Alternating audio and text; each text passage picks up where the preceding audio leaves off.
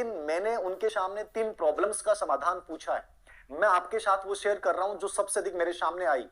पहली प्रॉब्लम्स आपके सामने आ रही है कि मैंने पहले भी कहा था कि आराम से रिलैक्स मूड में फॉर्म भरना, जल्दबाजी मत करना, लेकिन फिर भी आप लोगों ने वेट नहीं किया और जल्दबाजी की।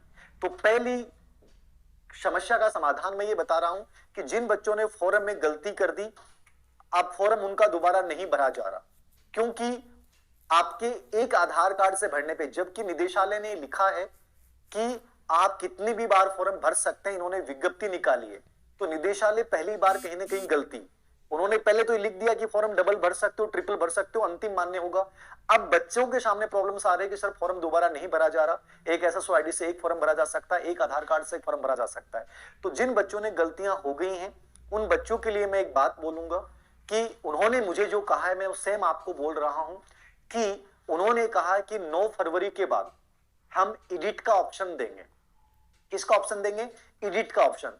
मैं उनकी जुबानी बोल रहा हूं, याद रखना। जो इस फॉर्मों के डील कर रहे हैं प्रारंभिक शिक्षा निदेशालय में, चारण साहब, उनसे जो मेरी बात हुई, उन्होंने यही कहा है कि 9 फरवरी से सर हम इसमें एडिट का ऑप्शन देंगे और 3 से 4 दिन बच्चों को दिए जाएंगे। आपसे जो गलतियां हुई हैं उन गलतियों में आप सुधार कर सकेंगे, ये उनकी बात है, याद रखना।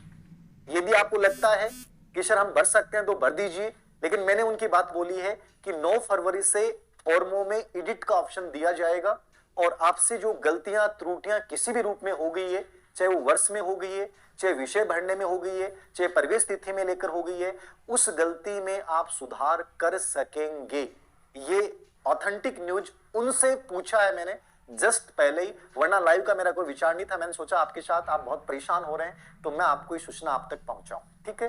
तो 9 फरवरी से वो एडिट के ऑप्शन देने की उन्होंने एक बात कही है। हो सकता है पहले भी कुछ ऑप्शन निकल जाएं, लेकिन आपको ऑप्शन मिलेगा, इसको लेकर आपको टेंशन लेने की आवश्यकता नहीं। पहली बात। दूसरी बात जो मैं कह रहा हूं कि बहुत से बच्चों का ये मत था कि सर हमने ऑनर्स से बीए किया है तो हमारे 2 ही सब्जेक्ट हैं, तो उनका ये मत है कि सर हमें केवल एक ही सब्जेक्ट की जानकारी चाहिए। यदि 2 सब्जेक्ट हैं तो कोई दिक्कत नहीं है, हमें केवल एक विषय की जानकारी चाहिए, एक विषय के नंबर, एक विषय का जिक्र जो है वो कर दें, हमारे कोई दिक्कत नहीं है।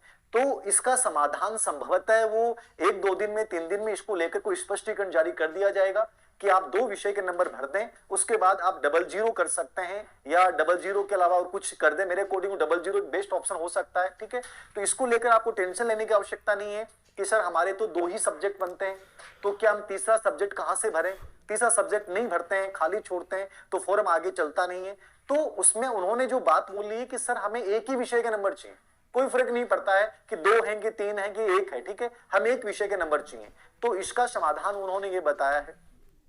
तीसरी जो बड़ा इश्यू आप लोगों के सामने आ रहा था कि सर हमारी शादी पहले हो गई और मेरी सर्टिफिकेट नहीं बना है, तो उन्होंने ये कहा है, जो मुझे कहा है कि कोशिश तो ये करें कि मेरी सर्टिफिकेट बना लेना चाहिए, लेकिन हम इसके ऊपर विचार कर रहे हैं कि मेरी सर्टिफिकेट वाला जो इश्यू है इसके ऊपर हम उन बच्चों को रिलैक्सेशन देंगे।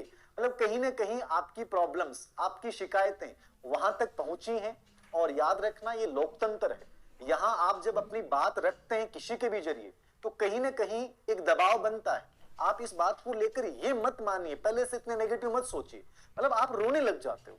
ये बहुत बड़ी प्रॉब्लम है कि सर मेरे तो 142 नंबर हैं, मैंने फॉर्म भर दिया, सर अब मैं क्या करूंगी, सर अब मेरा फॉर्म रद्द हो जाएगा, सर मैं मास्टर टीचर बन पाऊंगी नहीं बन पाऊंगी। अरे इतना कमजोर क्यों बनते हो आप लोग? कई बार लगता है कि वो लोग